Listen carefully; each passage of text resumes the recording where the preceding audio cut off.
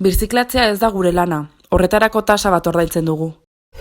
Informazio asko falta zaizue. Jakin dezazuen, hondakinak bereizita biltzeari esker, faktura merkeagoa da. Bereizen duzunaren parte bat saldu egiten da, eta hortik etekin bat ateratzen da. Prozesuan berriro inbertitzen dena, fakturaren prezio murriztu. Eta jakin dezazu, hau ez dela soilik mankomunitatearen kontu bat. Nafar gobernua eta Europar Batasunarekin batera ezarritako egin beharra da. Gainera, bereiziko ez bagenitu, zigor ekonomiko handiak jasoko genituzke. Eta horrek bai, gure fakturak handiagoak izatea ekarriko luke. Orain ulertzen duzu, selkatzen badugu, gizarte eta ingurumen onurak lortu eta zigorrak saihesten ditugu. Birziklatzea gure lana, gure konpromisua eta gure erantzunkizuna da.